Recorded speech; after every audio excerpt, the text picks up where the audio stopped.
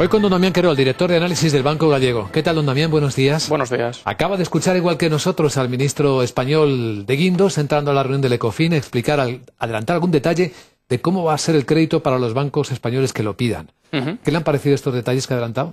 Bueno, eran más o menos lo que ya sabíamos o que se había trasladado al mercado, es decir, de 10 a 15 años para poderlo devolver. Sí que es verdad que es muy interesante que sea cupón cero, es decir, que no tengamos que devolver absolutamente nada hasta el cabo de 10 años, porque da margen para que el sector financiero se refinancie de una forma correcta.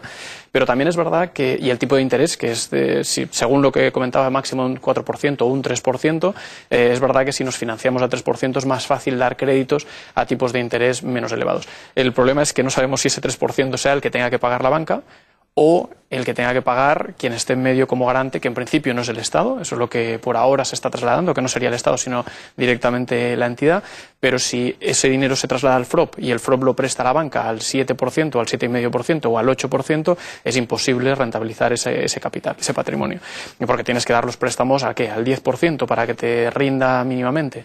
Entonces no se puede generar crédito a corto plazo, la economía sigue ralentizándose, etcétera, etcétera. Lo hemos dicho muchas veces, una cosa es la recapitalización bancaria para ganar en credibilidad en Europa y que por tanto el tipo de interés del bono a 10 años baje del 7%, otra cosa es que la banca empiece a dar crédito.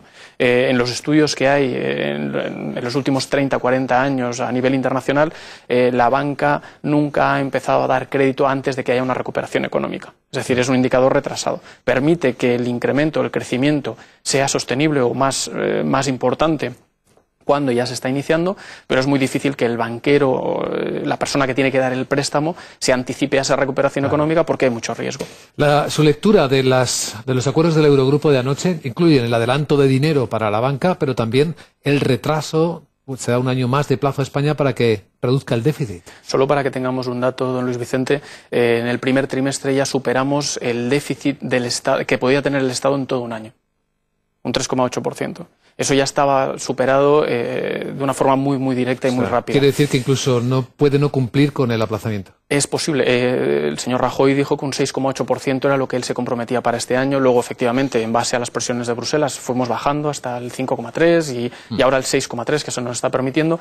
Del 6,8 al 6,3 es posible que sí que se pueda llegar, pero sí que esperamos que haya más recortes por parte del Estado. Es decir, no solo afectar al ingreso, no solo intentar incrementar los ingresos en base a incrementar los tipos impositivos, que también lo está pidiendo Bruselas, es verdad, y son nuestros acreedores quien está forzando esa situación, pero nos gustaría también ver medidas más robustas en la administración central y en las administraciones autonómicas. De hecho, todos los empresarios, todos estamos haciendo un gran esfuerzo desde hace ya un tiempo bastante importante, recortando todos los costes.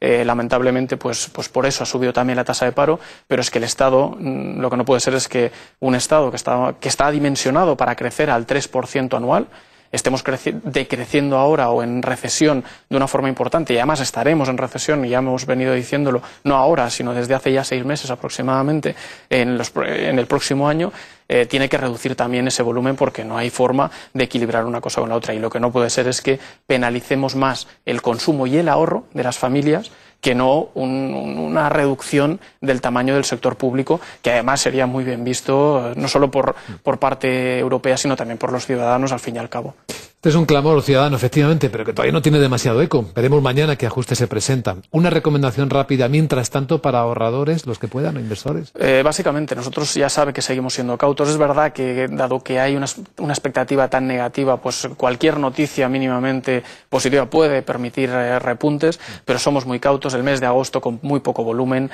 puede haber un comportamiento negativo. Ya sabe que nuestra perspectiva es que el único catalizador que puede hacer que despeguemos, más que Europa sí, Europa no, o que Europa permita más plazos o menos, porque ya vemos que si no es Finlandia será Holanda y si no será Alemania quien frene las reformas a medio plazo, puede volver a haber un problema porque el catalizador, perdóneme, como decíamos, era un quantitative easing por parte de la FED, y eso puede pasar a final de agosto, principios de septiembre, y para eso los mercados tendrían que estar mal. Si la temporada de resultados es mínimamente positiva, podemos subir algo más en julio y luego en agosto mucho cuidado. Don Damián Querol, director de análisis del Banco Gallego, muchas gracias y buenos días. Un placer, como siempre.